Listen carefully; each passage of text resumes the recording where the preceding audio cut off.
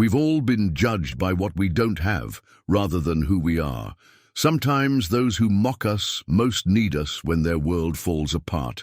In a dusty frontier town, folks mocked a poor cowboy who rode a battered old donkey instead of a horse. But when a flash flood tore through the valley, sweeping away wagons and families, it was that stubborn donkey that carried souls to safety across raging waters. The townsfolk who once laughed found themselves bowing their heads in shame and gratitude, realizing that true worth was never measured in wealth or appearances, but in courage and heart.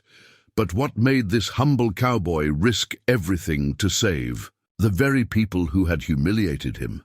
Before we jump in, tell us where you're tuning in from, and if this story touches you, make sure you're subscribed, because tomorrow I've saved something special for you. The morning sun cast long shadows. Across the main street of Cedar Bend, a frontier town that sat nestled in the valley like a handful of weathered dice thrown by some gambling god.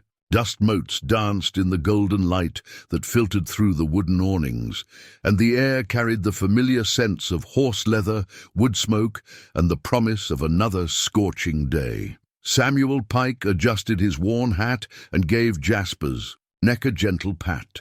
The old donkey's ears twitched forward, alert but patient, as they made their way down the rutted street toward Miller's general store. Samuel's boots, cracked but well-maintained, hung loosely in the stirrups that had seen better decades. His clothes told the story of a man who mended what tore and made do with what remained.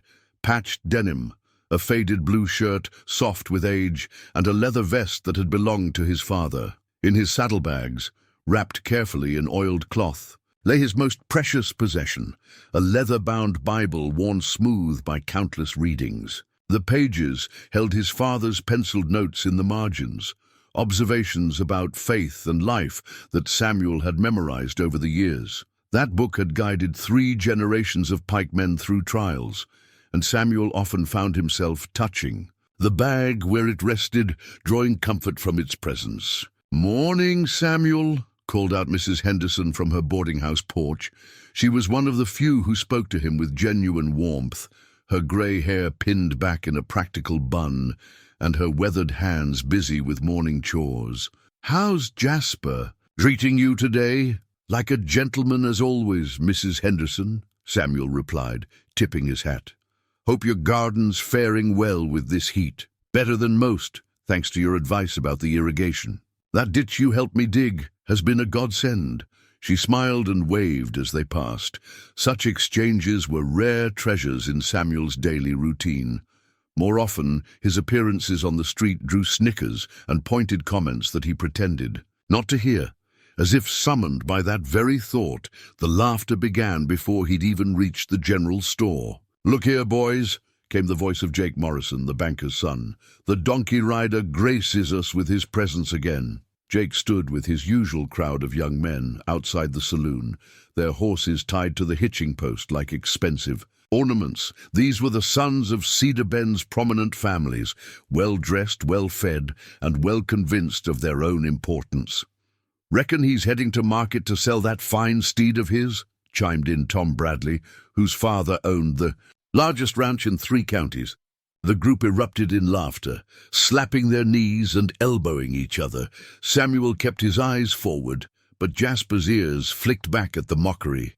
The donkey had endured this routine as long as his rider had, developing his own dignified patience with human foolishness. "Maybe we should take up a collection," suggested Charlie Whitman, the mayor's nephew.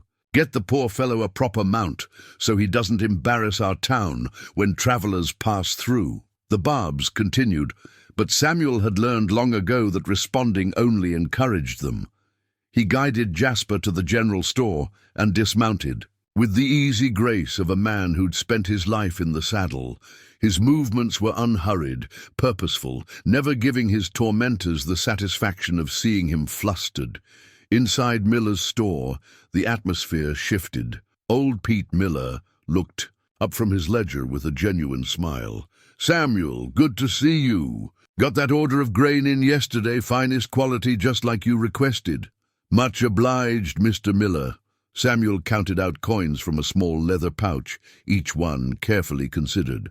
"And I've got those fence posts cut and ready for delivery to the Henderson place if you're still willing to help with transport." "Course I am. Your work's the best in the valley, straight as arrows and strong as iron." Pete loaded the grain sacks while Samuel inspected some tools. "Don't mind those young fools out there. They've got more money than sense and more pride." "And than either," Samuel nodded thoughtfully.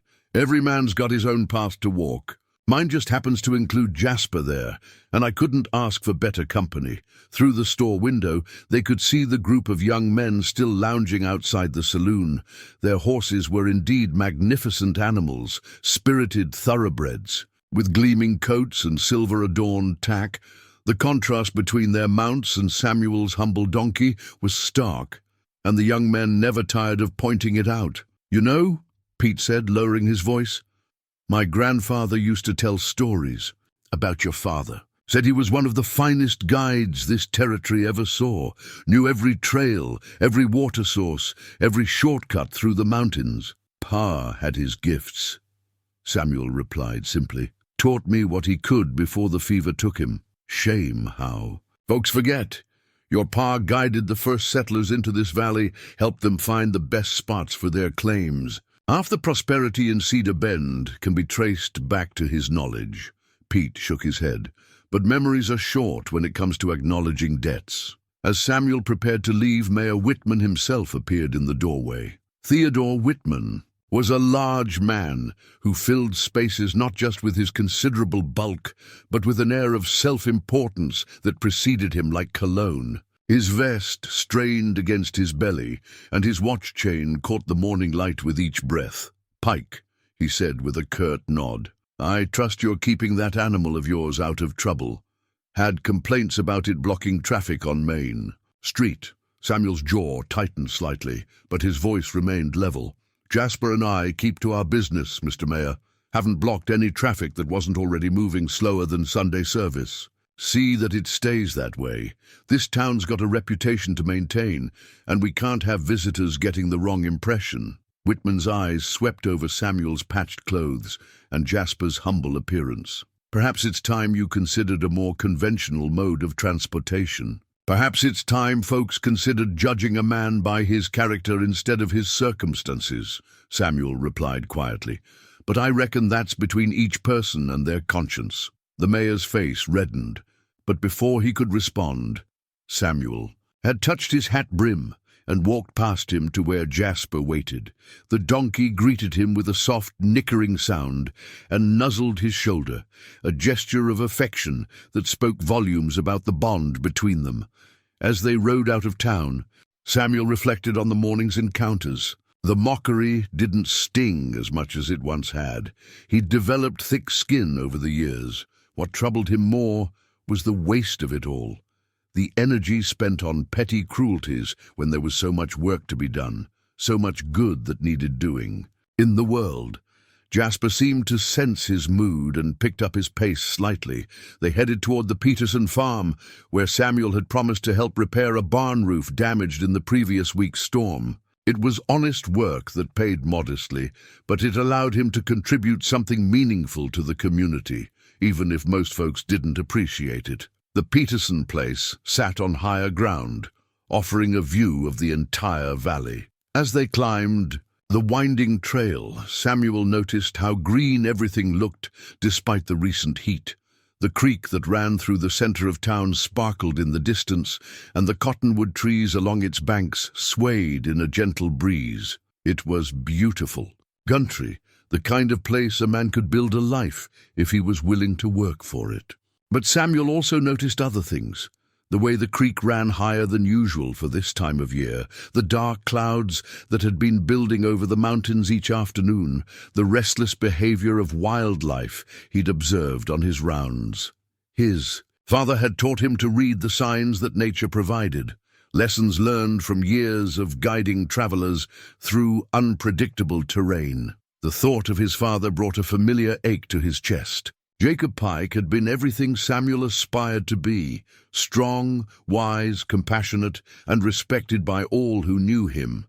He'd possessed an almost supernatural ability to navigate the wilderness and had saved countless lives through his skill and courage. Samuel had inherited his knowledge but not his reputation, and he sometimes wondered if he was truly worthy of carrying on the family tradition. At the Peterson farm, he was greeted warmly by Sarah Peterson and her 3 children. Her husband had died 2 winters past, leaving her to manage the property alone. Samuel had been helping with repairs and heavy work ever since, never accepting more payment than she could afford. "Samuel!" called young Billy Peterson, running toward them. "Is Jasper going to help with the roof today?" "He might supervise," Samuel replied with a smile. "Jasper's got strong opinions about proper construction techniques." As if understanding the conversation, Jasper brayed softly and shook his head, causing the children to giggle. Sarah Peterson watched the interaction with gentle eyes, seeing something that the townspeople missed: the quiet strength, the natural kindness, the unshakable integrity that defined Samuel Pike. The work went well, with Samuel's steady hands and careful attention to detail, ensuring that the repairs would last through many seasons. As the day progressed, those ominous clouds continued building over the mountains, and the wind began to pick up in a way that made the experienced frontiersman uneasy. By evening, as Samuel and Jasper made their way back toward his small cabin outside of town, the first fat raindrops began to fall. The air had that electric feeling that preceded serious weather, and Jasper's ears were constantly moving, alert to sounds and scents that his human companion couldn't perceive. Samuel's cabin sat on a rise overlooking the valley, strategically, positioned where his father had taught him to build, high enough to stay dry, close enough to town, to help when needed, and always with multiple escape routes into the mountains if circumstances demanded it. As he settled Jasper in the small stable and prepared for the night, Samuel found himself studying the weather patterns with growing concern. The rain intensified as darkness fell, drumming against the cabin roof with increasing urgency. Samuel lit his oil lamp and opened his father's Bible, seeking comfort in familiar passages. But even as he read, his attention kept drifting to the sounds outside. The growing roar of water, the creaking of trees in the wind, and underneath it all, the whispered warnings of a storm that might prove to be more than just another passing shower. 3 days of steady rain had transformed Cedar Bend from a dusty frontier town into something resembling a soggy biscuit left too long in gravy. The unpaved streets had become rivers of mud that sucked at boots and wagon wheels with equal enthusiasm. Water dripped from every eave and awning, creating a constant percussion that echoed off the wooden buildings. Samuel stood at his cabin window, watching the storm clouds mass over the mountains like gathering armies. The rain wasn't the gentle spring shower the townspeople seemed to think it was. This had the feel of something more serious, more dangerous. His father's lessons echoed in his memory. When the clouds build like castle walls, and the wind changes direction 3 times. In an hour, smart folk start thinking about higher ground. Jasper stood in the stable doorway, his usually calm demeanor replaced by an alertness that made Samuel's own nerves prickle. The donkey's ears pivoted constantly, tracking sounds that human ears couldn't catch. Animals knew things his father had taught him. They felt the earth's moods in ways that civilized men had forgotten. By noon, Samuel made his decision. He saddled Jasper and rode into town, his oilcloth coat doing little to keep the driving rain from finding every gap and seam. The creek that normally bubbled pleasantly through the center of Cedar Bend now rushed with muddy urgency, carrying debris from upstream, broken branches, fence posts, and stranger things that spoke of serious flooding in the higher elevations. The town's main street looked like a battlefield where mud had claimed victory. The few people brave enough to venture outside hugged the buildings, darting between covered porches like soldiers avoiding sniper fire. Samuel guided Jasper carefully through the mire, both of them accustomed to difficult terrain but respectful of the dangerous footing. He found Mayor Whitman holding court in the saloon, surrounded by the usual circle of prominent citizens who nodded sagely at his every pronouncement. The mayor's voice boomed over the rain, drumming on the roof, full of confidence and authority. "Nothing more than a summer storm," Whitman was saying as Samuel pushed through the doors. "We've seen worse weather than this, and Cedar Bend has weathered every challenge thrown at it." "Begging your pardon, Mr. Mayor," Samuel interrupted, water dripping from his hat brim onto the sawdust floor. "But this isn't just a summer storm. The creek's running higher than I've seen in years, and there's debris coming down from the mountains that suggests serious flooding upstream." The conversation stopped. Every eye in the room turned to Samuel, with expressions ranging from annoyance to outright hostility. Jake Morrison laughed first, a sound like breaking glass. Well, the donkey whisperer thinks he can predict the weather now." More laughter rippled through the group. "What's next, Pike? Going to read our palms and tell our fortunes?" "I'm telling you what I've observed," Samuel said steadily. "The signs point to flooding, serious flooding. The town sits in a natural bowl, and if that creek keeps rising, the town sits exactly where my grandfather built it 30 years ago." Mayor Whitman interrupted, his face flushing red above his collar. "And it's survived every storm since." "Then I think we can trust in something more reliable than the weather predictions of a man who can't even afford a proper horse." Sheriff Garrett, a weathered man with more sense than most, leaned forward in his chair. "What exactly are you seeing out there, Samuel?" "The creek's carrying timber that's been stripped clean. Bark gone, branches torn off. That doesn't happen from regular rain. It happens when water moves fast and hard, like it does in a flash flood.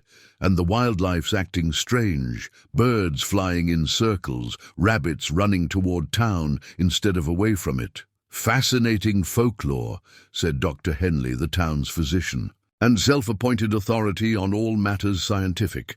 But I prefer to rely on meteorological instruments rather than animal behavior. My barometer indicates typical storm pressure, nothing more." Samuel pulled off his hat and ran fingers through his damp hair. "My father guided settlers through this valley for 20 years. He taught me to read the signs that instruments can't measure.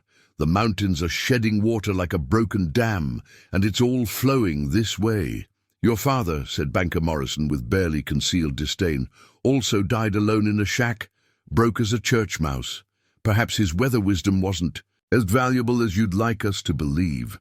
The words hit Samuel like physical blows, but he kept his voice level. "My father saved lives, more lives than anyone in this room will ever know about, and right now his knowledge is telling me that this town is in danger." "Danger from what?" Whitman demanded. "A little mud? Some inconvenient puddles? Pike, you're letting your imagination run away with you. This is what happens when a man spends too much time alone with livestock for company." The laughter that followed was cruel and dismissive. Samuel felt heat rise in his cheeks, but he pressed on. "I'm offering to help. I know the high trails, the safe routes out of the valley. If the water keeps rising, if, Jake Morrison interrupted, "here's what we know for certain. You ride a donkey because you're too poor for a real horse. You live in a shack because you're too lazy for real work. And now you're trying to scare us into running away from our homes based on nothing but your wild theories and animal superstitions." "The boy has a point," added Charlie Whitman. "Panic-mongering is a serious accusation. Perhaps Pike here is hoping we'll all flee so he can loot our abandoned properties." Samuel's hand tightened on his hat, but his voice remained steady.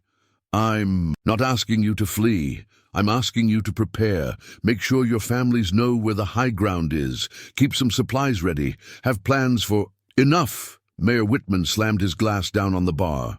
"I won't have this community terrorized by doomsday predictions from a man whose judgment is clearly compromised by his circumstances. Samuel Pike, you are no longer welcome in this establishment.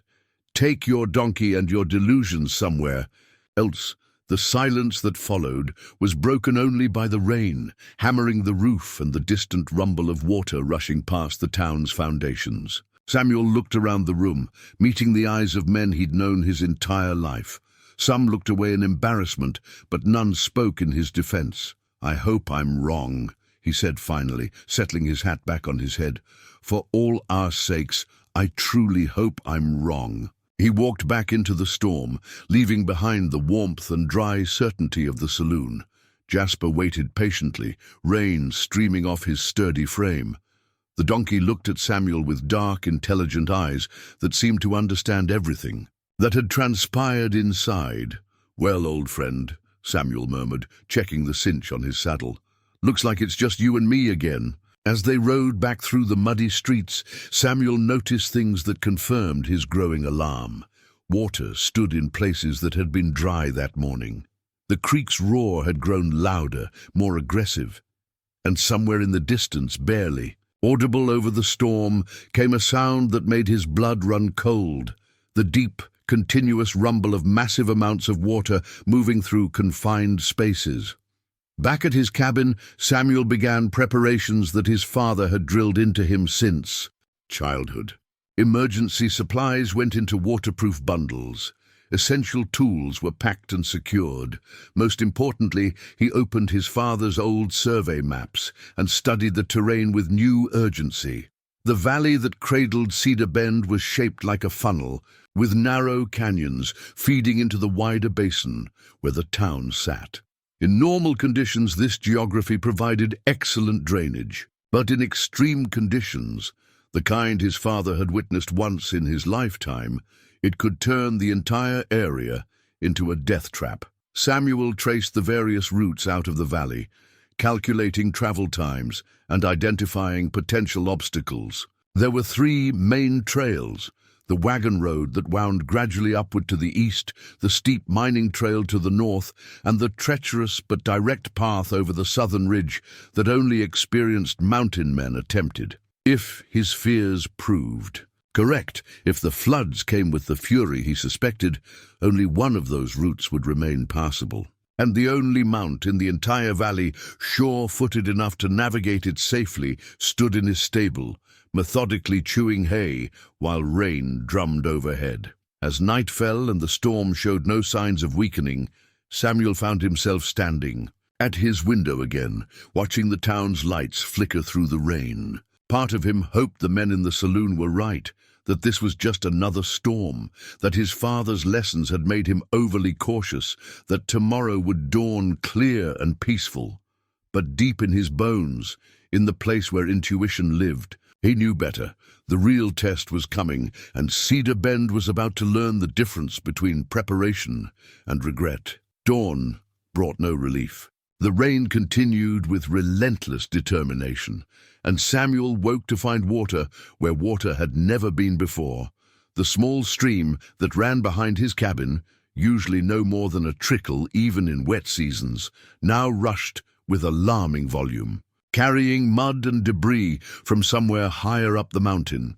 He pulled on his boots and stepped outside to check on Jasper. The donkey stood alert in his stall, ears pricked forward as if listening to conversations in languages only animals understood. When Samuel approached, Jasper nuzzled his shoulder with unusual insistence, a gesture that spoke of shared concern. "I know, boy," Samuel murmured, running his hand along the donkey's sturdy neck. "You feel it too, don't you? The mountain's getting ready to shed more water than it can hold." From his cabin's elevated position, Samuel could see the town below, shrouded in mist and rain. Even at this distance, the creek running through Cedar Bend appeared wider, angrier than it had been the previous day. What worried him most was the debris field visible along its banks, chunks of timber, pieces of buildings, and what looked like sections of bridge planking from somewhere upstream. He saddled Jasper and rode down toward town, not because he expected a warmer reception than the day before, but because someone needed to witness what was happening. Someone needed to document the signs for whatever came after. The main street had transformed overnight. What had been mud yesterday now resembled a shallow river, with water flowing steadily between the buildings.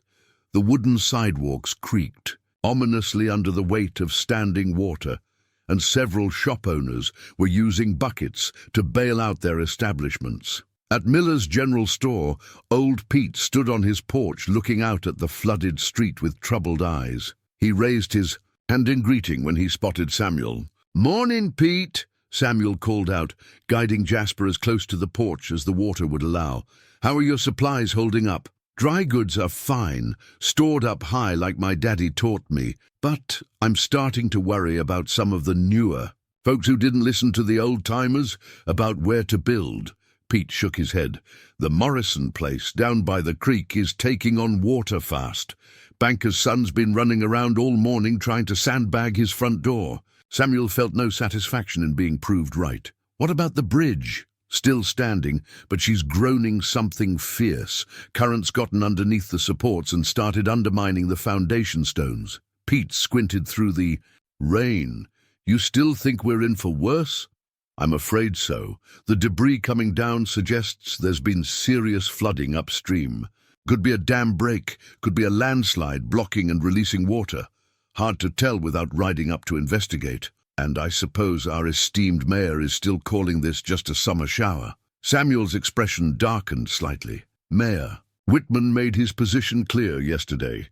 Don't reckon it's changed much overnight." As if summoned by their conversation, a small crowd emerged from the saloon across the street. Mayor Whitman led the group, his bulk wrapped in an expensive rain slicker that made him look like a well-fed bear. Behind him came the usual collection of prominent citizens, all talking loudly over the sound of the rain. "Just a matter of waiting it out," Whitman was saying as they splashed through the flooded street. "Weather like this never lasts more than a few days. We'll have sunshine by the weekend." Jake Morrison looked considerably less confident than his father had the night before. The young man's boots were soaked through, and his usually immaculate appearance showed signs of a sleepless night spent fighting rising water. "Maybe we should consider some precautions," Jake suggested. "I mean, just basic preparations in case—" "In a case of what?" his father interrupted. "In case we let Pike's hysteria infect our judgment? Son, this town has weathered storms before. A little mud and inconvenience never killed anyone." Samuel guided Jasper closer to the group, close enough to be heard, but not close enough to be accused of eavesdropping. "Morning, gentlemen. How's everyone faring with the water?" The response was a mixture of glares and uncomfortable shuffling. Dr. Henley stepped forward, apparently designated as spokesman. "We're managing quite well, Pike. A little moisture never hurt anyone. Certainly nothing that requires your particular brand of apocalyptic warnings." "Glad to hear it," Samuel replied evenly. "Though if anyone needs help moving belongings to higher ground, I'm available. No charge, of course." Charlie Whitman snorted. "Still trying to play the hero, I see. What's the real game here, Pike? You hoping we'll panic and pay you to guide us out of our own town?" "I'm hoping," Samuel said carefully, "that I'm wrong about how bad this could get. But if I'm right, it won't matter who pays who for anything. We'll all be too busy trying to stay alive." Mayor Whitman's face flushed despite the cool, wet air. "That's quite enough doom and gloom for one morning. Pike, I'm warning you. If you continue spreading panic in this community, there will be consequences. We have laws about disturbing the peace." Samuel touched his hat brim in a gesture that managed to be both respectful and subtly defiant. "I understand your position, Mr. Mayor. I'll be at my cabin if anyone needs assistance." As he turned Jasper away from the group, Samuel caught sight of Mrs. Henderson watching from her boarding house window. Unlike the men's hostility, her expression showed genuine concern, not for the weather, but for him. She raised her hand in a small wave, and he nodded back before continuing down the street. The water level had risen another 2 inches since dawn. Samuel could see it in the way the creek now lapped at the foundations of buildings that had stood dry for decades. The bridge groaned audibly with each surge of current, its support timbers flexing in ways that made experienced engineers nervous. At the Peterson farm on higher ground, Samuel found Sarah and her children preparing for the worst, despite their elevated position. She greeted him with relief visible in her eyes. "Samuel, thank goodness. I was hoping you'd come by. The children are scared, and honestly, so am I. Is it as bad as it looks?" "It could get worse," he admitted, dismounting near her porch. "But you're smart to prepare. Your elevation here should keep you safe from all but the most extreme flooding." Young Billy Peterson emerged from the house carrying an armload of quilts. "Ma says we might need to go to the attic if the water gets too high. Will Jasper be okay?" Samuel smiled at the boy's concern. "Jasper's been through worse weather than this. Donkeys are tough, smart animals. They know how to take care of themselves when trouble comes." "Smarter than some people, I reckon," Sarah said pointedly, glancing toward town. "I heard about yesterday at the saloon. Folks can be mighty foolish when their pride's at stake." "Pride's a luxury most can't afford when the water's rising," Samuel observed, checking the bundles he'd strapped to Jasper's saddle. "But I suppose everyone has to face their own storms in their own way." As the day wore on, the signs continued to multiply. More debris in the creek, higher water levels, and an ominous rumbling from the mountains that spoke of massive amounts of water seeking the path of least resistance. Samuel made mental notes of everything he observed, mapping out scenarios and contingencies with the methodical thoroughness his father had instilled in him. By evening, even the most optimistic residents were beginning to acknowledge that this storm was different. But acknowledgement was a far cry from action, and Cedar Bend's leadership remained stubbornly committed to their stance of confident dismissal. Samuel returned to his cabin as darkness fell, knowing that tomorrow would likely bring the test he'd been dreading. The mountain couldn't hold much more water, and when it finally let go, Cedar Bend would discover just how much their pride was worth. The fourth day dawned grey and ominous, with rain falling in sheets that seemed solid as curtains. Samuel woke to find Jasper standing at the stable door, already alert and ready, as if the donkey understood that today would test them both. The animal's usual patient demeanor had given way to something more urgent, ears constantly moving, nostrils flaring to catch scents that told stories human noses couldn't read. "What is it, old friend?" Samuel asked, approaching slowly. Jasper turned his large, intelligent eyes toward the mountains, then back to Samuel, then toward the mountains. Again, the message was clear. Something up there demanded attention. Samuel checked his emergency supplies one more time. Food for 3 days, medical kit, rope, tools for emergency repairs, and his father's compass wrapped in oiled leather. Everything fit into compact bundles that wouldn't unbalance Jasper during difficult travel. He'd learned efficiency from necessity. Every pound carried had to earn its place.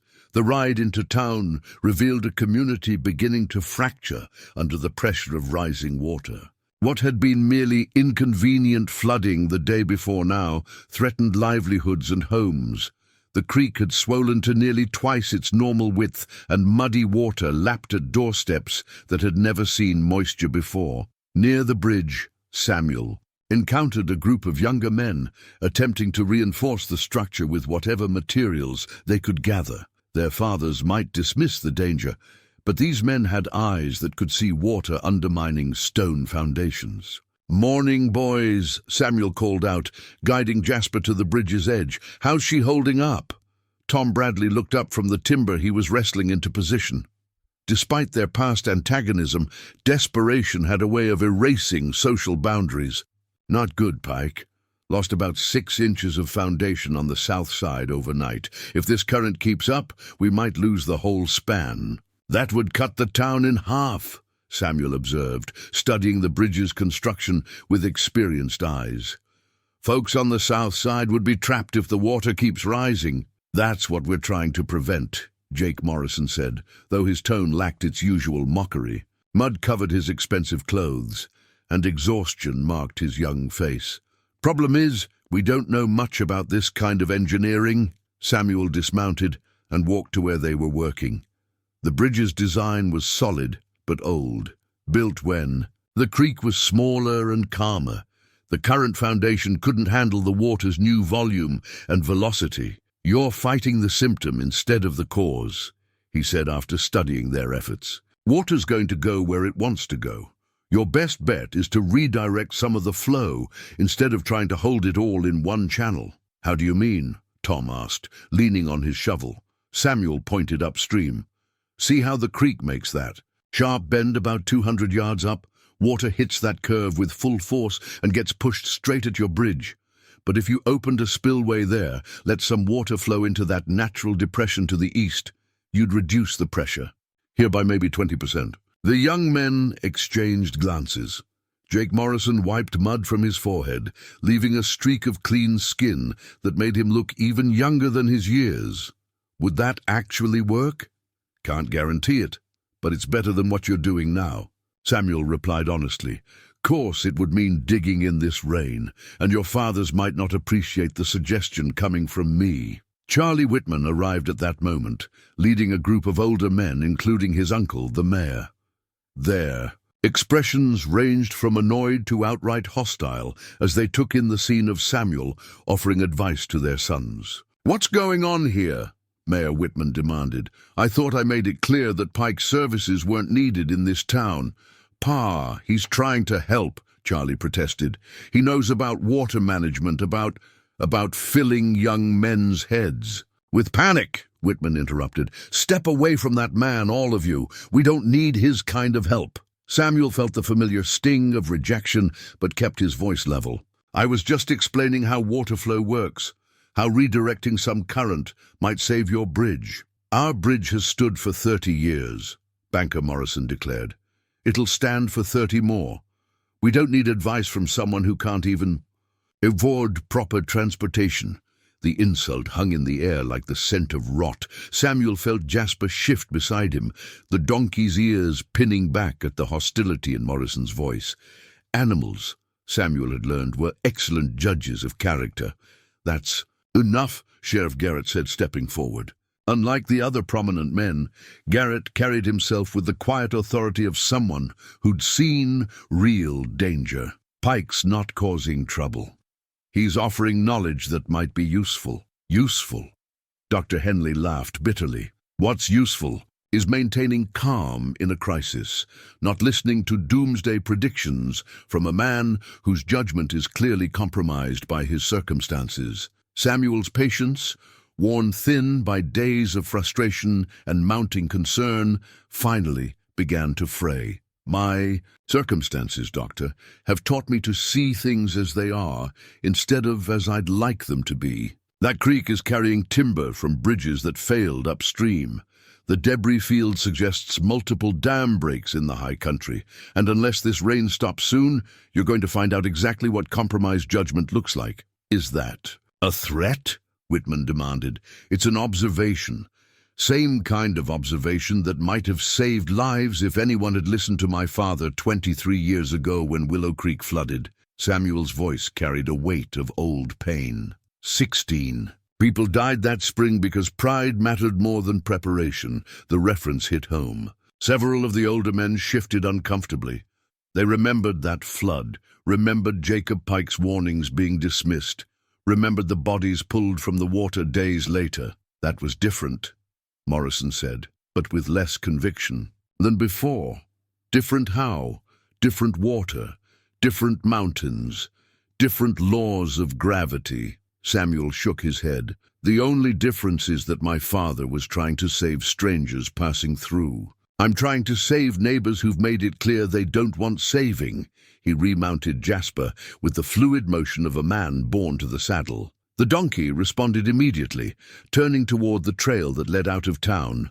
"Where are you going?" Jake Morrison called out, surprising everyone, including himself. Samuel paused.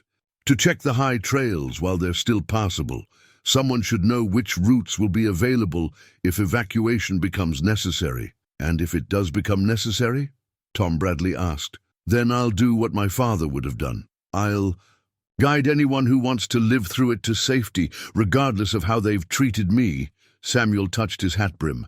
"That's what neighbors do for each other." As they rode away from the bridge, Jasper's steady gait carried them through water. that now reached the donkey's knees in some places. The animal navigated the treacherous footing with remarkable sure-footedness, never slipping or stumbling despite the slick mud and hidden obstacles. This was why Samuel had chosen to keep riding Jasper, even when townsfolk mocked him for it. Horses were faster, more glamorous, better suited to impressing onlookers, but donkeys were survivors. They were cautious where horses were reckless, steady where horses were nervous, and absolutely tireless when endurance mattered more than speed. In the mountains above Cedar Bend, where narrow trails wound through rockfalls and creek crossings, where one misstep meant a deadly fall, Jasper was worth more than all the fine thoroughbreds in the valley combined. As they climbed toward the high country, Samuel felt the weight of responsibility settling on his shoulders like his father's old coat. Soon, very soon, that responsibility would be tested in ways he could barely imagine. The sound came first, a deep, continuous rumble from the mountains that seemed to rise from the earth itself. Samuel was halfway up the northern trail when he heard it, a bass note that vibrated through rock and soil and into the bones of anyone wise enough to listen. Jasper stopped dead in his tracks, ears swiveling like compass needles seeking magnetic. "North, easy, boy," Samuel murmured, but his own voice betrayed his growing alarm. This was the sound his father had described, but Samuel had never heard. The sound of massive water moving through confined spaces, gathering speed and power as it sought lower ground.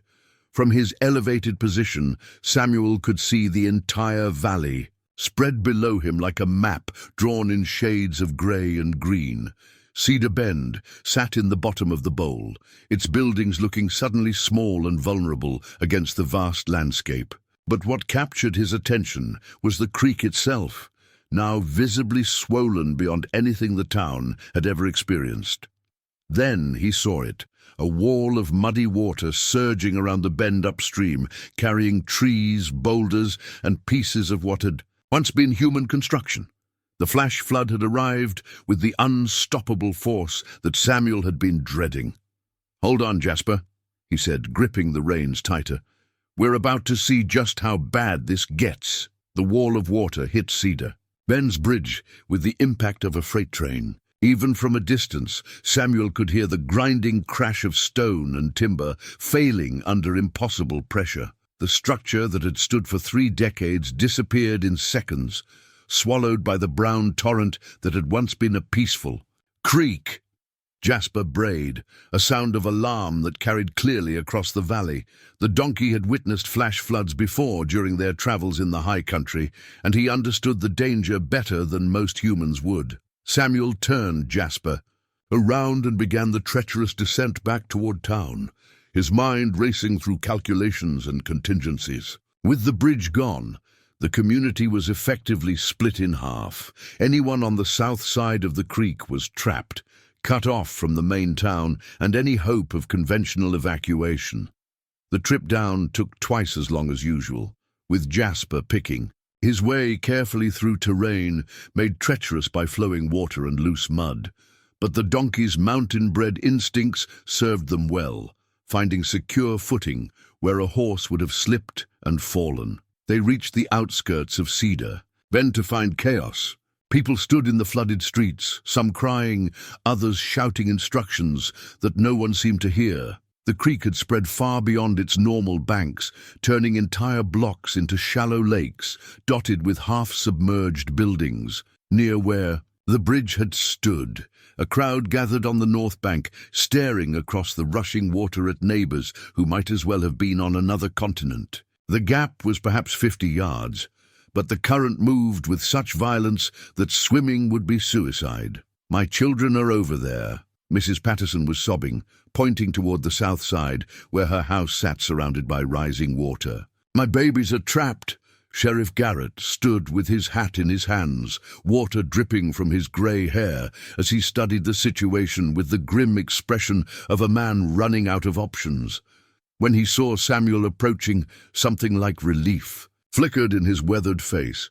"Pike!" he called out. "Thank God you're here. We need every able man we can get." The crowd turned at Garrett's words, and Samuel found himself facing the same people who had mocked and dismissed him just hours before. Their expressions now ranged from desperate hope to embarrassed acknowledgement of their previous errors. Mayor Whitman pushed through the crowd, his expensive clothes soaked and muddy, his usual bluster replaced by barely controlled panic.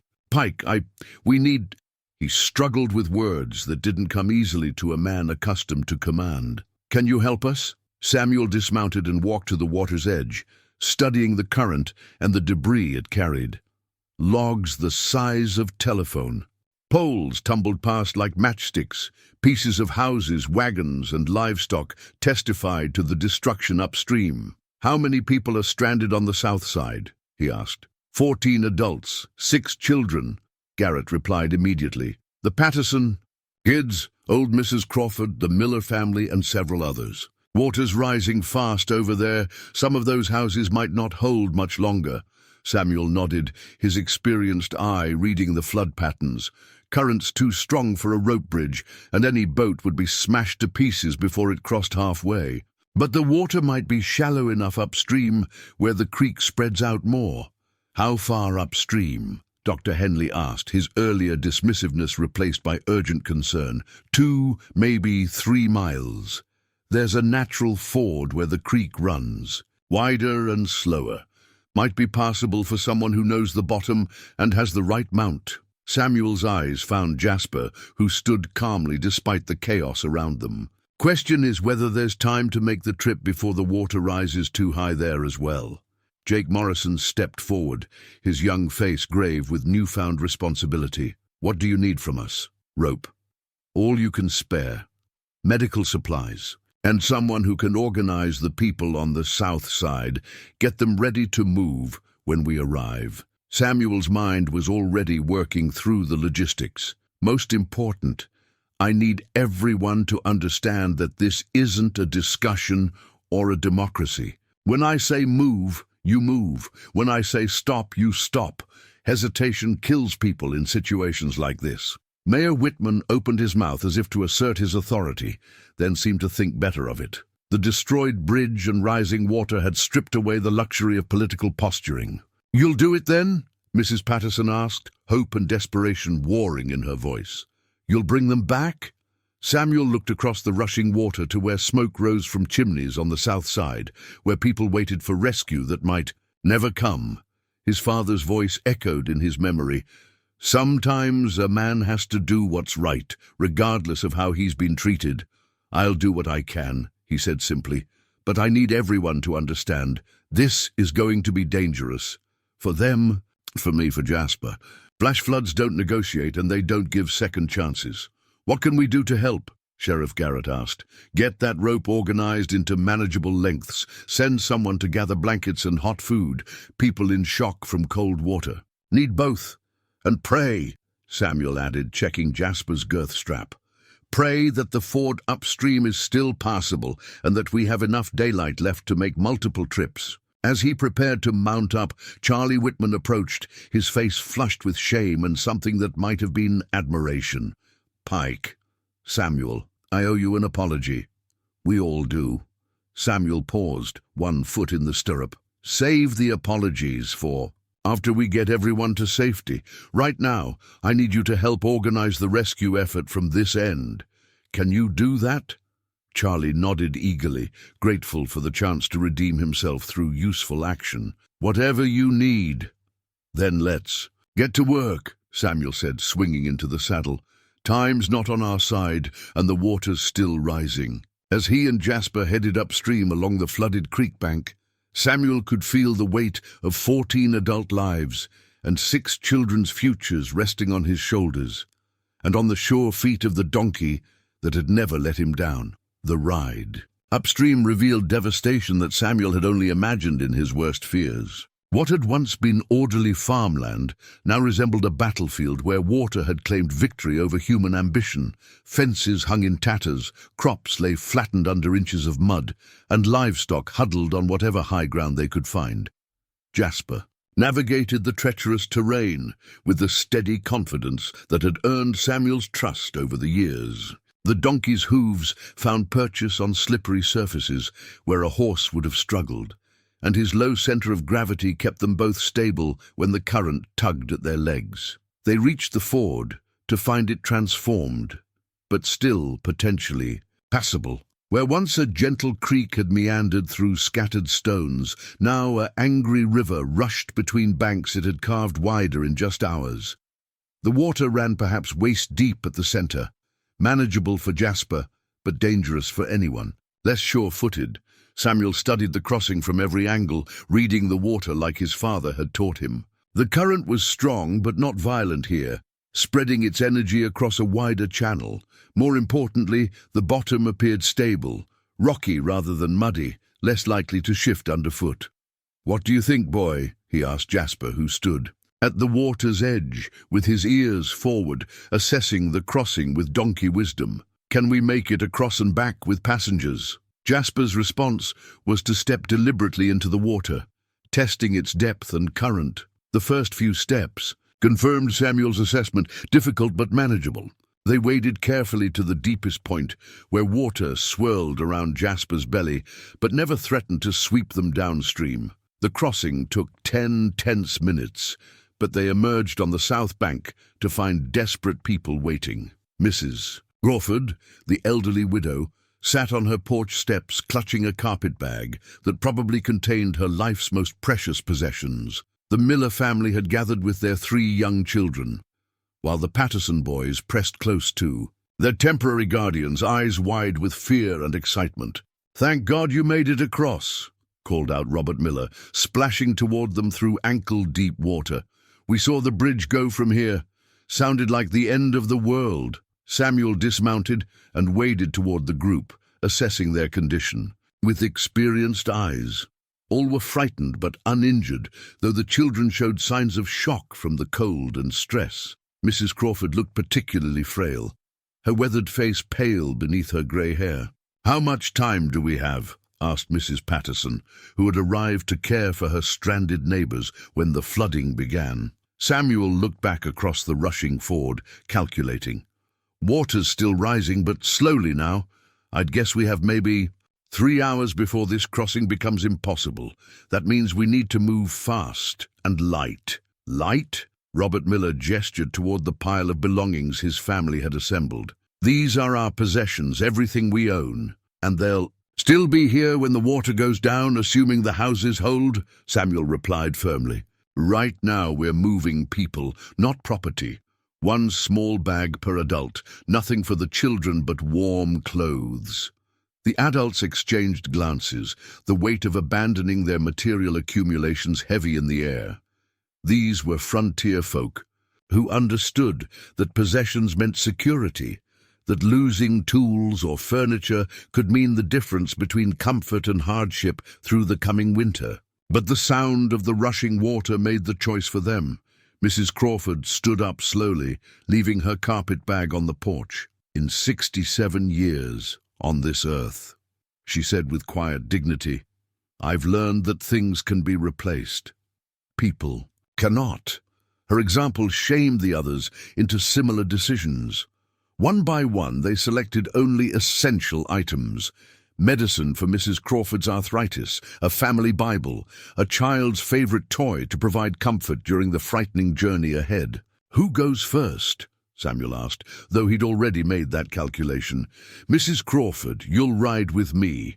You're the lightest passenger, and Jasper needs to test his footing with a rider before we risk the children." The elderly woman looked skeptical. "I've never ridden a donkey in my life." "Jasper's steadier than most rocking chairs," Samuel assured her, helping her approach the patient animal. "He's carried people through worse terrain than this." As if sensing the need to inspire confidence, Jasper stood perfectly still while Mrs. Crawford settled herself sideways across his back, her arms around Samuel's waist. The arrangement was awkward but secure. "Hold on tight and trust his judgment," Samuel instructed. "Donkeys are smarter about water than most people realize." The return crossing took longer with a passenger, but Jasper's sure-footedness proved equal to the challenge. The donkey paused at each uncertain step, testing the bottom before committing his weight. When they reached the north bank, A cheer went up from the waiting crowd.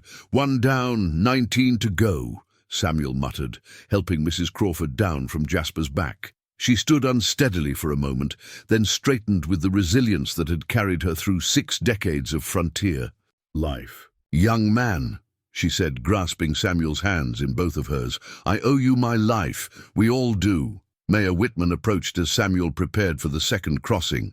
The big man's face showed a mixture of gratitude and shame that he struggled to express. "Pike, he began, then stopped, searching for words that had never come easily to him. "I want you to know that the town will remember this. We'll remember what you've done today. Let's get everyone safe first," Samuel replied, checking Jasper's breathing and condition. "Then we can talk about remembering." The second trip brought back 2 of the Patterson boys, their young arms wrapped tightly around Samuel's waist as Jasper navigated the treacherous crossing. The third brought Mrs. Patterson herself, clutching her youngest child. Each journey became slightly more dangerous as the water continued to rise, but Jasper never faltered, never showed fear or hesitation. By the 5th crossing, word had spread through the north side of town. People gathered along the bank to help dry and warm each rescued person, to offer hot food and blankets. The same community that had scorned Samuel's warnings now organized around his rescue efforts with remarkable efficiency. Jake Morrison met them at the water's edge after the 7th trip. "Pike, you're pushing that donkey pretty hard. How's he holding up?" Samuel patted Jasper's neck, feeling the steady heartbeat beneath wet fur. "He's tired but willing.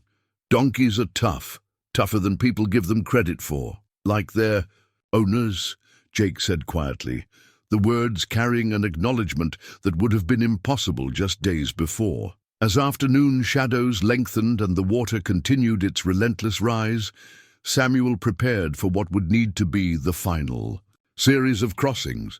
7 people remained on the south side, including 3 children who would need to be carried. The ford that had been challenging that morning now approached the limits of safety. Water swirled around Jasper's chest, and debris swept past with increasing frequency.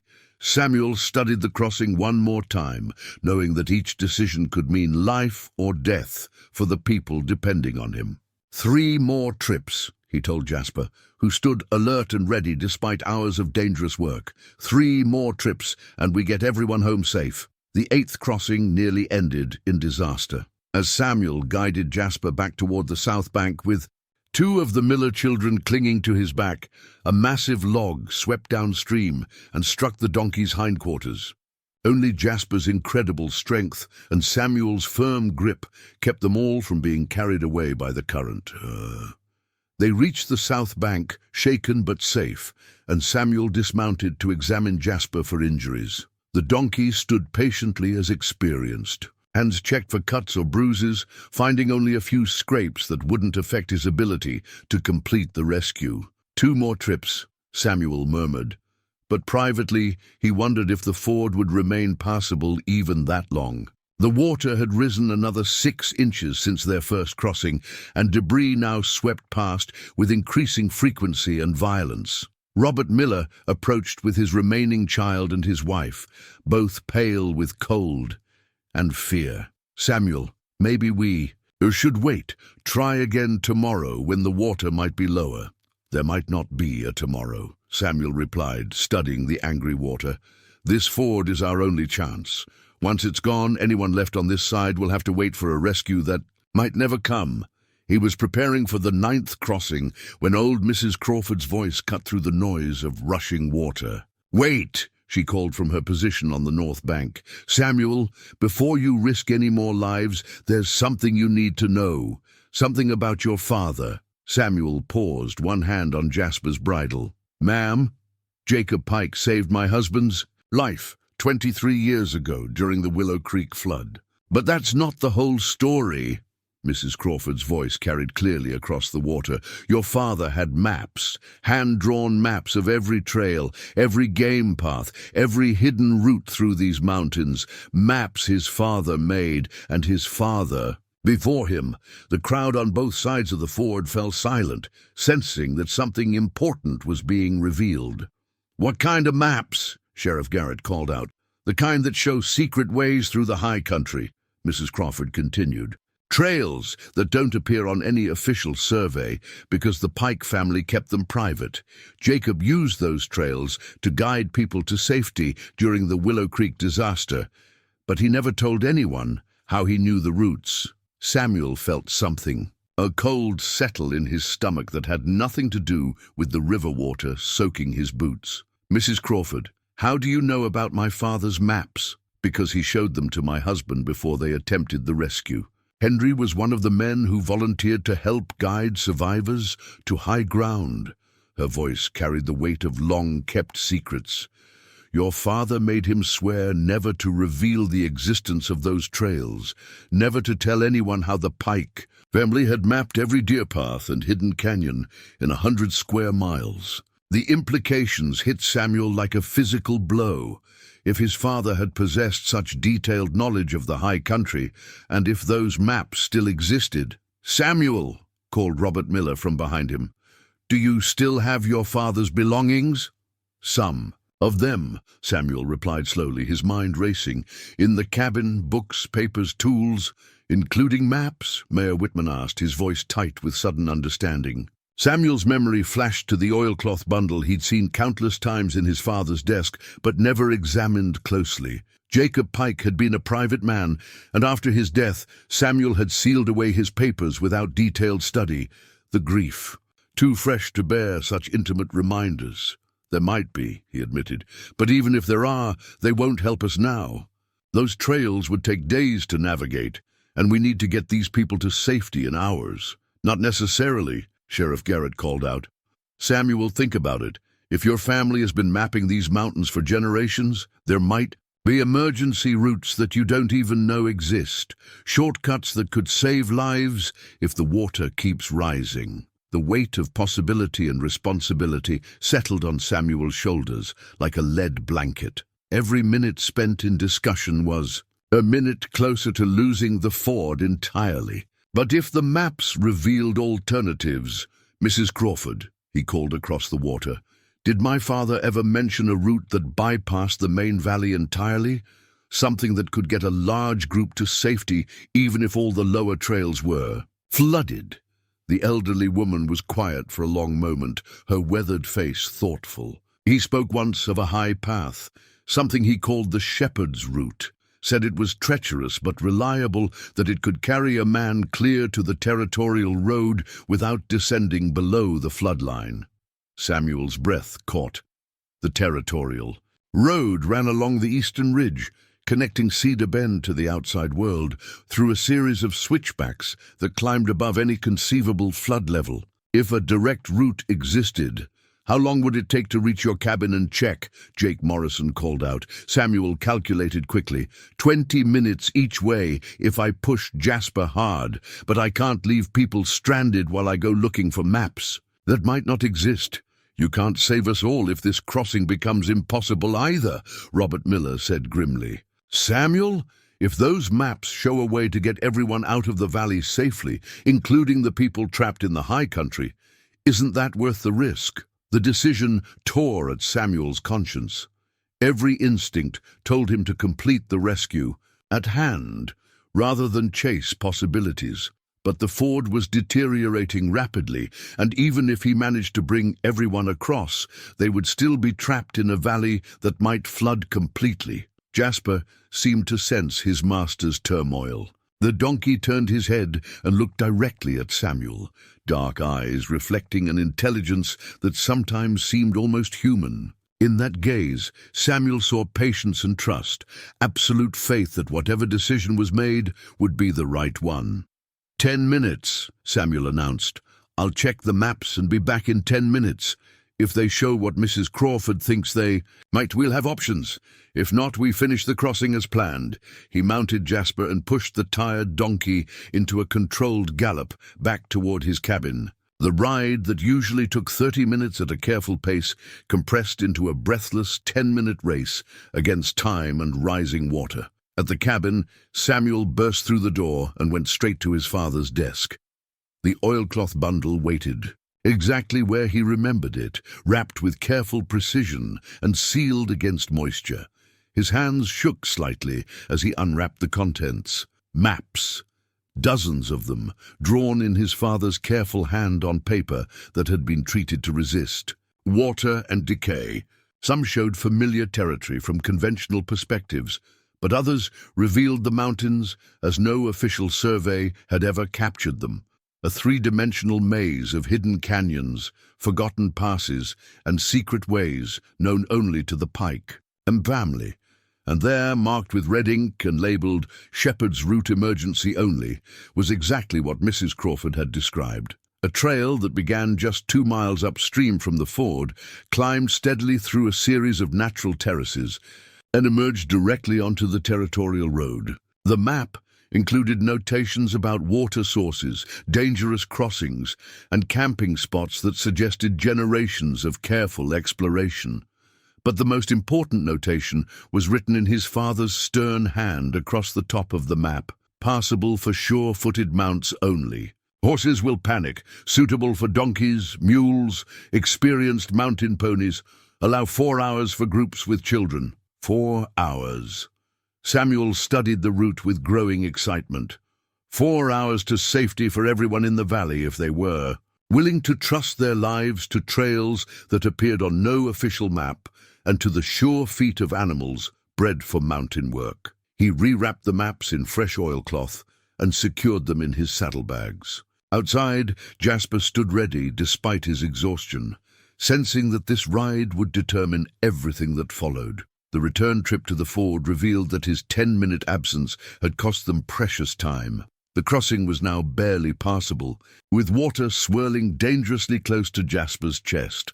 But more importantly, the people on both sides of the river were looking at him with expressions of desperate hope. "Well," Sheriff Garrett called out as soon as Samuel came within earshot. Samuel held up the oilcloth bundle, his voice carrying clearly over the rushing water.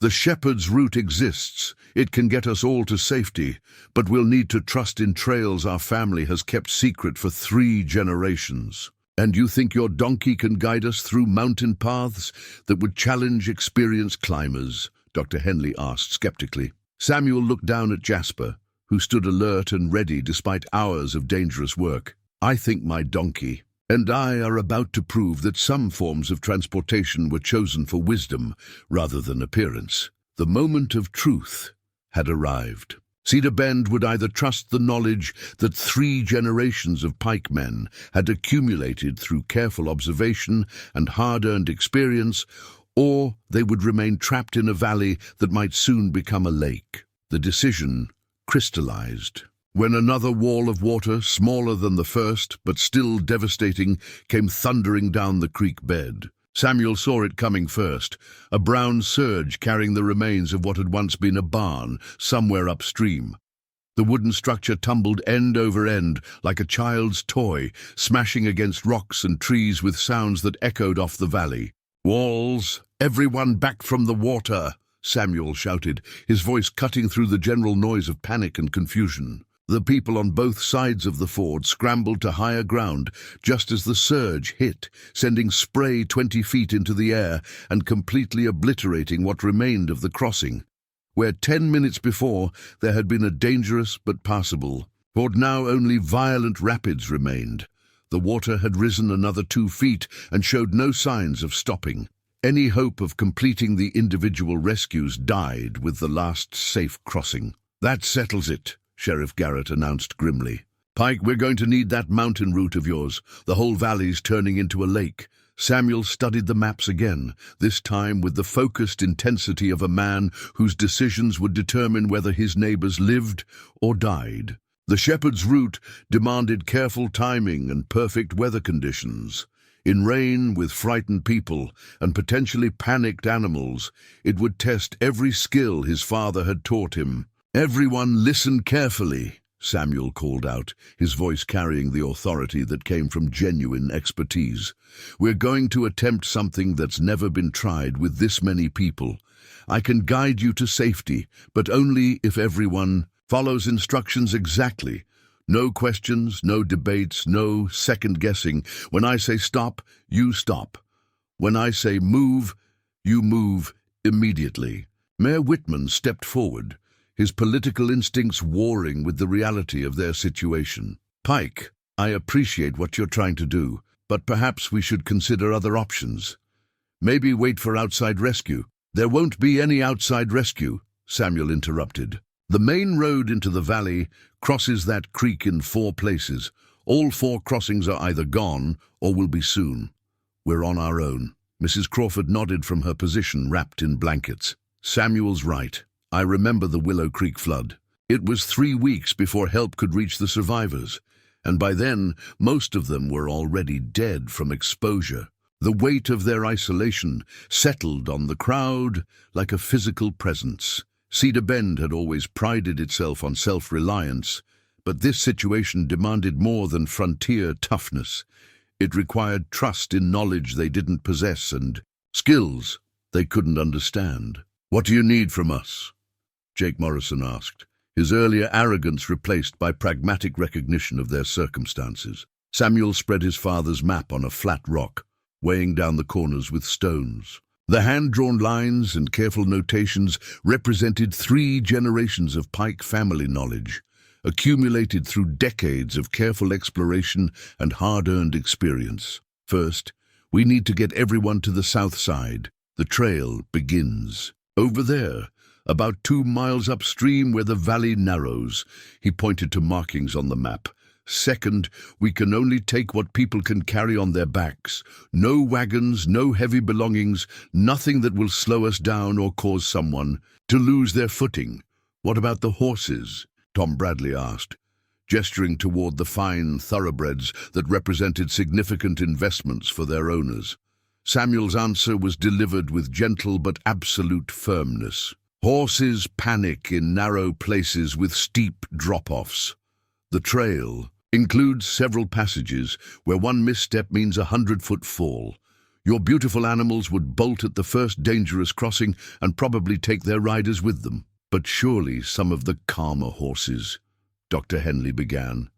"No. Horses," Samuel repeated. "Donkeys and mules only. Animals bred for mountain work, with the sense to test their footing before committing their weight." He looked around the group. "I know that's hard to accept, but it's not negotiable. The trail won't accommodate panic or poor judgment." "Charlie." Whitman raised his hand tentatively. "How many donkeys and mules are available in the valley?" Samuel had already calculated this crucial limitation. "Jasper and 2 other donkeys at the Peterson place. Old Pete Miller has a mule for his freight runs. The widow Henderson keeps a small Jenny for her garden work. Maybe 7 or 8 animals total that are suitable for mountain travel." The mathematics were sobering. Nearly 40 people would need to reach safety, but only a handful could ride.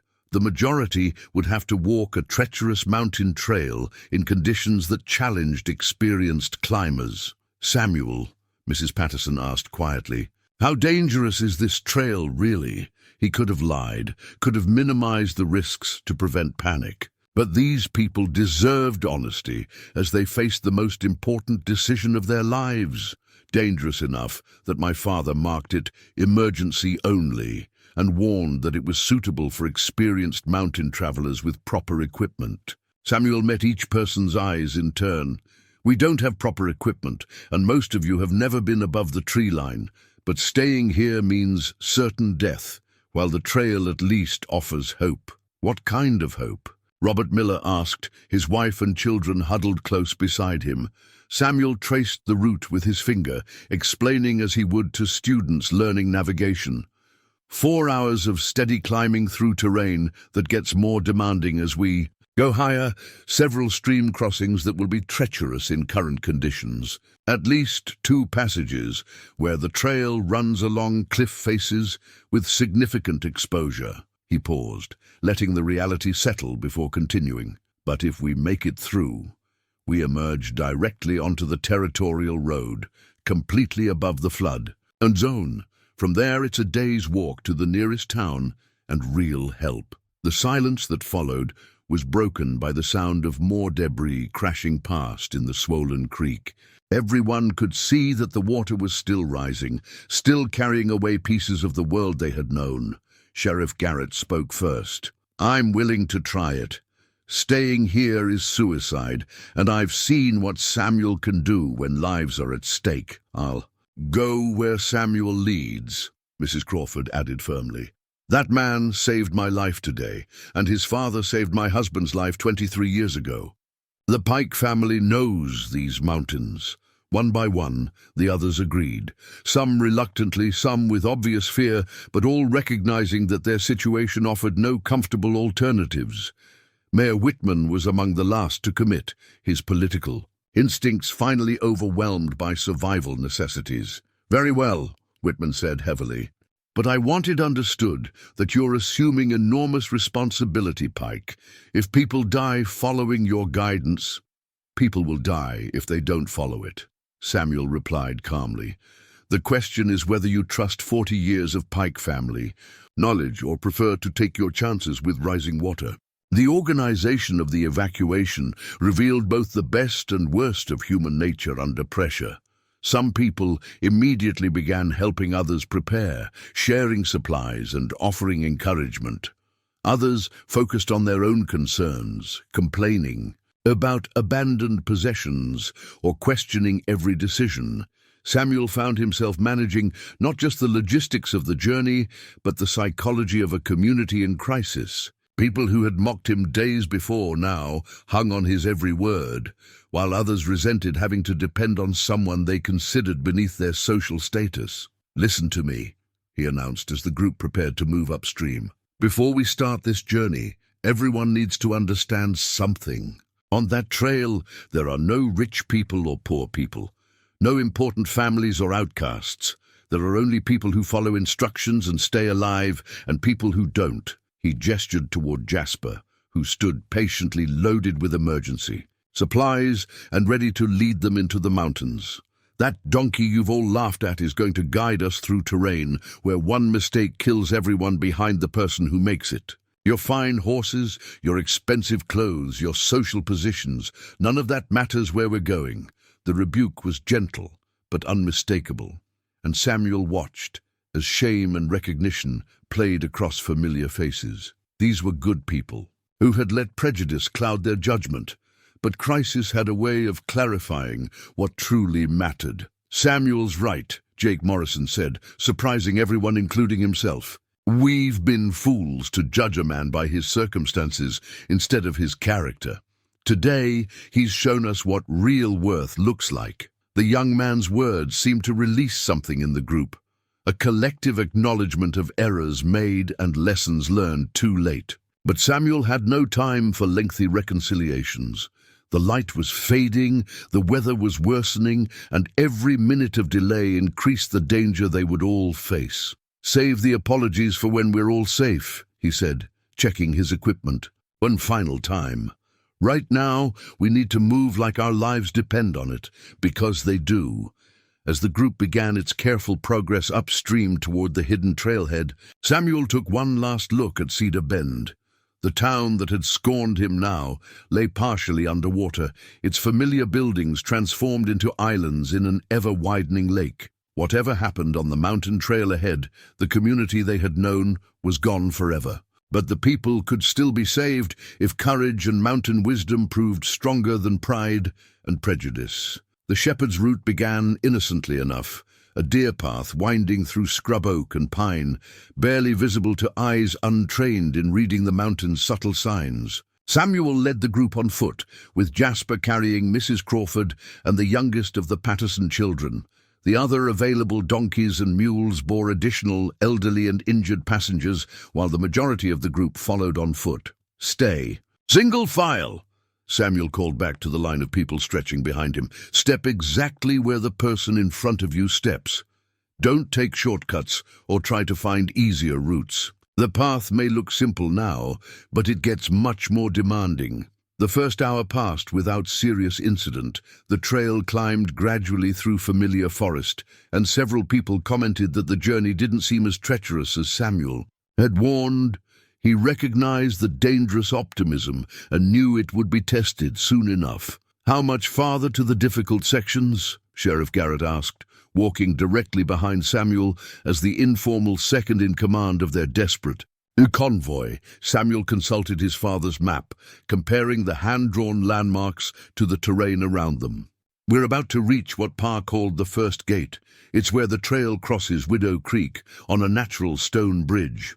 The crossing itself isn't dangerous in dry weather, but with all this rain," as if summoned by his words, the sound of rushing water grew audible ahead.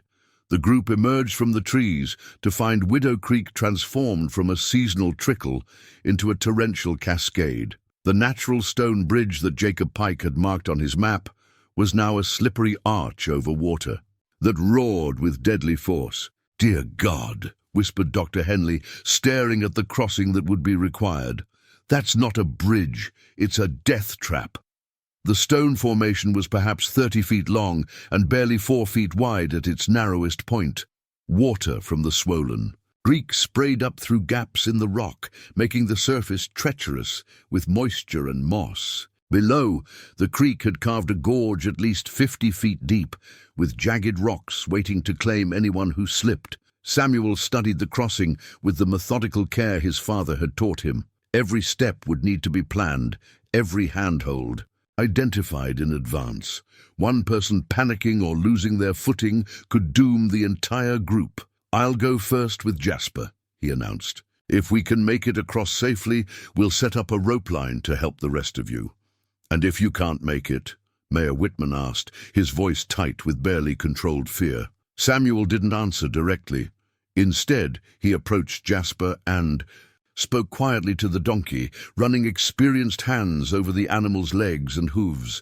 The donkey's response was typically calm, ears forward, breathing steady, ready to trust his human partner's judgment completely. "Jasper's never failed me yet," Samuel said simply. "Today won't be the first time." The crossing required every skill both man and donkey had developed through years of mountain travel. Samuel led on foot, testing each step before committing. His weight, while Jasper followed with the careful precision that made donkeys invaluable in dangerous terrain. The spray from below made visibility poor and footing treacherous, but they advanced steadily across the natural stone arch. Halfway across, disaster nearly struck. A section of stone, undermined by the constant spray, shifted under Jasper's weight. For a terrifying moment, the donkey's hind legs scrambled for purchase on the slippery surface, while his front hooves fought to maintain balance on the narrow bridge. Samuel reacted instantly, bracing himself against a stable section of stone, and using his body weight to help steady Jasper's balance. The donkey's mountain-bred instincts took over. Instead of panicking like a horse would have, he stood perfectly still until his footing stabilized, then carefully repositioned himself on more solid ground. "Easy, boy," Samuel murmured, his heart pounding but his voice steady. Just like crossing the creek behind the cabin, one step at a time. They completed the crossing to find secure footing on the far side, where Samuel immediately began setting up the rope system that would help the others follow. The people waiting on the opposite side had watched the near disaster with growing horror, but they had also seen something else: absolute trust between man and animal, and skills that no amount of money could purchase. "Mrs. Crawford goes next," Samuel called across the gorge. "She's lightest and has the most experience trusting other people's judgment." The elderly woman made the crossing with remarkable composure, her arthritic hands gripping the rope, while Samuel guided her steps from his position on the far side. One by one, the others followed, some with confidence, others paralyzed by fear but driven forward by necessity. Jake Morrison surprised everyone by volunteering to help from the starting side, steadying each person before they began the terrifying crossing. The young man who had once mocked Samuel's humble circumstances now risked his own life to help others reach safety. The children required special handling, carried one at a time by adults who understood that a moment's carelessness would mean watching a young life disappear into the gorge below. Each successful crossing brought cheers from both sides, but Samuel allowed no celebration until the last person stood safely on the far side of Widow Creek. That was the easy part, he announced once everyone had gathered. "The real test starts. Now!" The Devil's Ledge appeared through the mist like something from a nightmare. The trail, which had been steadily narrowing for the past hour, now reduced to a shelf of rock barely 3 feet wide. To their right, the mountain wall rose vertically into the grey sky. To their left, empty space yawned for 200 feet before ending in a jumble of boulders that would crush any human body to powder. Samuel stood at the edge of this passage, studying his father's map one final time. Jacob Pike had marked this section with multiple warnings. Extreme danger, no room for error, send riders across one at a time, steady nerves essential. "How long is this section?" Sheriff Garrett asked, his weathered face pale as he contemplated the exposed traverse ahead. 300 yards, Samuel replied, folding the map carefully. "Maybe 400. The trail widens again once we reach the far side, and from there it's a gradual descent to the territorial road." The group had bunched together at the ledge's beginning, and Samuel could feel fear spreading like a contagion. Several people were openly weeping, others stood frozen, unable to force themselves onto the narrow path. The children clung to their parents with the desperate grip of those who sensed mortal danger without fully understanding it. "I can't do this," Mrs. Patterson whispered, her face ashen. "I can't walk out there with my children. What if they slip? What if I slip? Then we all die here," Samuel said gently but firmly, "because this is the only way to safety. There's no going back. The water's risen too high behind us." He was right. During their climb, the flood had continued its relentless advance. The valley they had left was now completely underwater, and even their current elevation might not remain safe if the rain continued. Samuel mounted Jasper and guided the donkey to the beginning of the ledge. "I'm going across first to check the condition of the trail. Then I'll come back for Mrs. Crawford and the first group." "Samuel," Mayor Whitman called out, his voice cracking with strain, "if something happens to you out there, we're all dead." "Are you sure about this?" For the first time since the rescue began, Samuel smiled, an expression that held both confidence and the weight of absolute responsibility. "Mr. Mayor, a week ago you wouldn't trust me to predict the weather. Now you're trusting me with your life and the lives of everyone you care about. That's quite a change." Whitman's face flushed, but he nodded slowly. "I was wrong about you, Pike. We all were, desperately, shamefully wrong." "Save the apologies for solid ground," Samuel replied. "Right now, watch how Jasper handles this crossing. He's going to teach you something about courage." The donkey stepped onto the ledge with calm determination. Where a horse would have shied from the exposed drop-off, Jasper moved forward steadily, his sure hooves finding secure placement on the wet rock. Samuel sat perfectly balanced in the saddle, his body moving with the donkey's rhythm, both of them demonstrating the partnership that came from years of shared danger. Halfway across, a section of the outer edge crumbled away, sending rocks tumbling into the abyss below. The sound echoed off the mountain walls like thunder, and several people on the safe side screamed in terror. But Jasper paused, tested the remaining rock with one careful hoof, then adjusted his path to avoid the weakened area. The watchers held their breath as donkey and rider navigated around the fresh hazard with the precision of dancers performing at the edge of death. They reached the far side to thunderous cheers from the group still waiting to cross. Samuel dismounted and immediately began setting up anchors for the rope system that would help the others traverse the deadly passage. The crossing took 2 hours. Each person who made the journey did so with the knowledge that their life depended entirely on Samuel's guidance and Jasper's steady presence. The donkey made multiple trips, carrying children and elderly passengers, never once showing fear or hesitation despite the mortal danger. Jake Morrison crossed on foot, his hands gripping the safety rope so tightly his knuckles went white. When he reached the far side, he collapsed to his knees, overwhelmed by the realization of how close death had been. "I'm sorry," he sobbed as Samuel helped him to his feet. "God forgive me. I'm so sorry for the way we treated you." You could have left us all to die, and no one would have blamed you. That's not who I am, Samuel replied simply, and it's not who my father raised me to be. But it was Mrs. Patterson's transformation that captured the moment most clearly. As she stepped onto solid ground with her children safe beside her, she turned to face the group, gathering on the secure ledge. "Look at us," she said, her voice carrying clearly in the thin mountain air. "Look what it took to teach us the difference between what we have and who we are.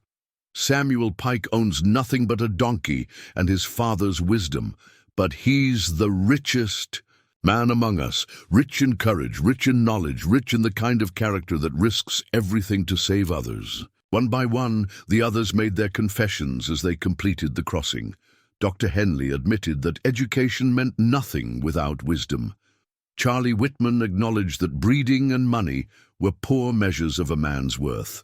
Even Banker Morrison, his expensive clothes torn and muddy, thanked Samuel with tears streaming down his face.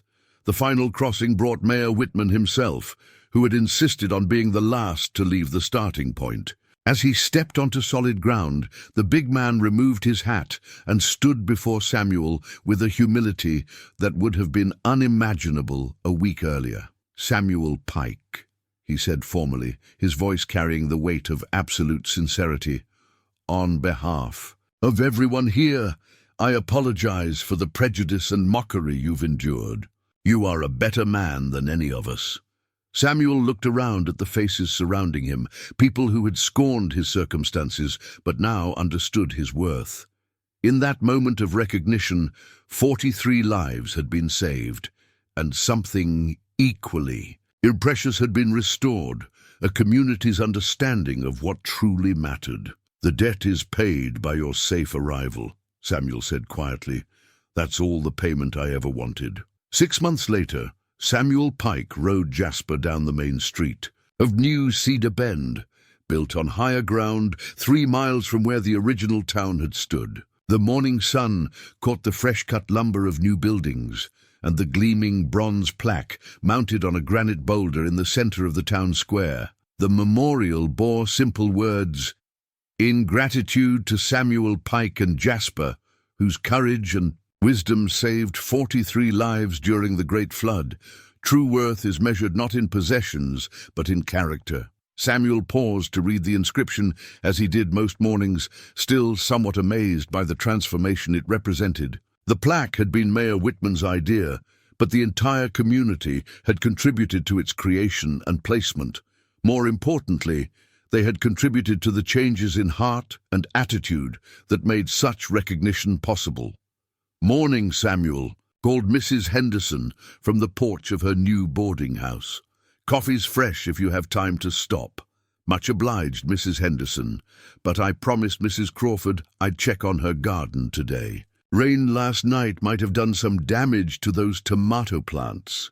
The elderly woman waved from her chair on the porch of the small house the community had built for her, a comfortable place with a view of the mountains where she could sit and remember the day she'd trusted her life to a man most folks had considered worthless.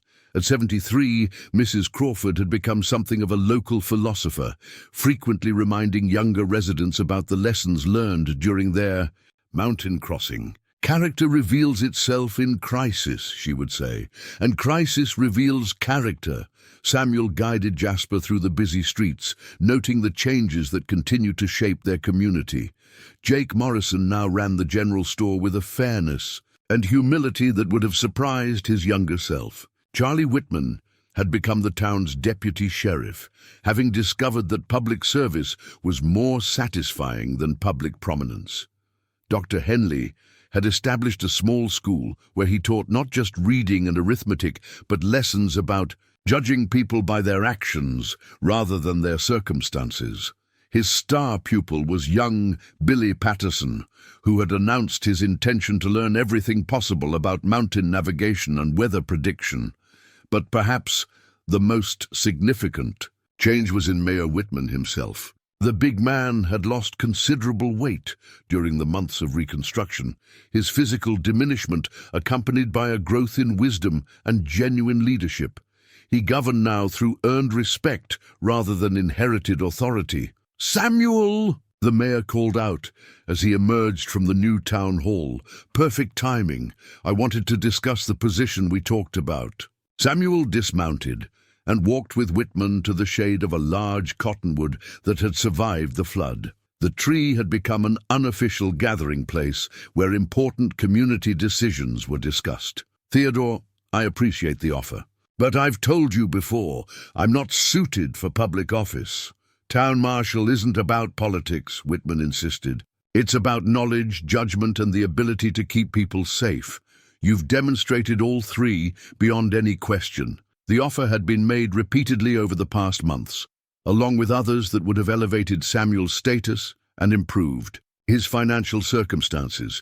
Each had been politely declined, though not without careful consideration. "I do what I do because it's right, not because someone pays me for it," Samuel explained patiently.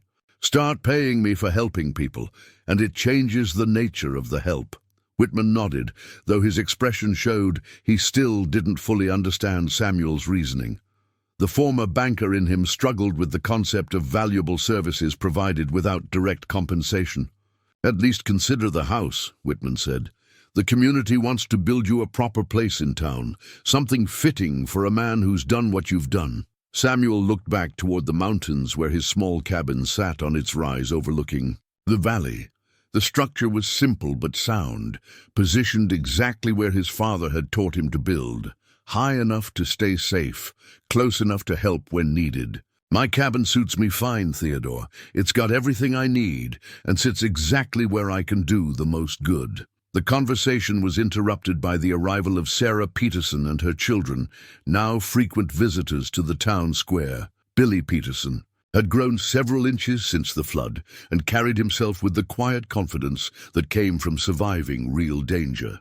"Mr. Pike," Billy said formally, "Ma sent me to ask if you'd teach me about reading weather signs. She says it's important knowledge that shouldn't be lost." Samuel smiled, recognizing in the boy the same curiosity about the natural world that his own father had encouraged decades earlier. "I'd be honored, Billy.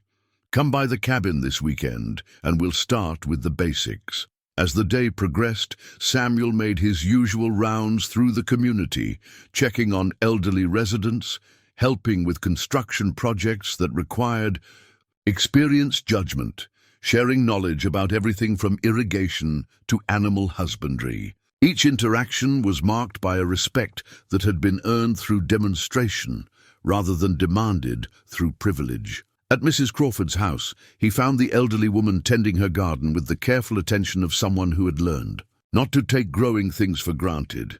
"Samuel," she said, looking up from her tomato plants, "I've been thinking about something. About the day we crossed the mountains and what it taught us." "What's that, Mom?" "We spent so much time laughing at you for riding a donkey instead of a horse, but when the crisis came, your donkey was the only animal in the valley brave enough and smart enough to save us." She paused, studying his weathered face. "I wonder how many other things we've been judging by the wrong standards." Samuel considered her words while examining the garden's condition. The tomato plants had indeed suffered from the previous night's storm, but the damage was manageable. A few broken branches and some scattered fruit that could be salvaged with proper care. "I reckon," he said slowly, "that most things worth having don't look like much from the outside. Good soil doesn't shine like gold, strong timber doesn't gleam like polished brass, and the most reliable friends are often the ones who don't make the biggest impression at first meeting." Mrs. Crawford nodded approvingly. "Your father would be proud of the man you've become, Samuel, and proud of the community you helped create." As evening approached and Samuel prepared to return to his cabin, he found himself reflecting on the strange turns life could take. 6 months ago, he had been the object of mockery and dismissal. Today, he was the most respected man in the territory, sought out for advice on everything from building placement to marriage disputes. Yet, in the most important ways, nothing had changed. He still rose each morning to care for Jasper, still. read his father's Bible by lamplight, still lived simply, and helped his neighbors without expectation of reward. The respect felt good, but it wasn't why he did what he did. The ride home took him past the flooded valley where old Cedar Bend lay beneath 20 feet of water. Sometimes, on clear days, you could still see the outline of foundations and the tops of the tallest trees. It served as a permanent reminder of nature's power and the importance of listening to warnings that came from experience rather than pride. Jasper climbed the familiar trail toward their cabin with the steady gait that had carried them both through so many challenges.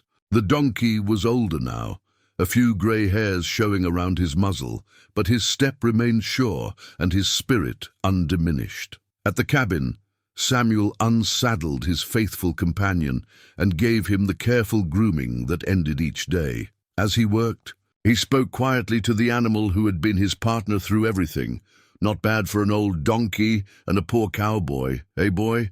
Turns out folks can learn, given the right circumstances. Jasper's response was a gentle nuzzling that conveyed affection, trust, and the contentment that came from a life well lived in service to others. As darkness settled over the valley and Samuel sat on his porch reading by lamplight, he could see the lights of New Cedar Bend twinkling in the distance, a community rebuilt not just with new lumber and fresh paint, but with renewed understanding of what truly mattered in life. Sometimes the greatest victories were won not through conquest, but through the patient demonstration of character. Sometimes the poorest man in town turned out to be the richest in everything that counted.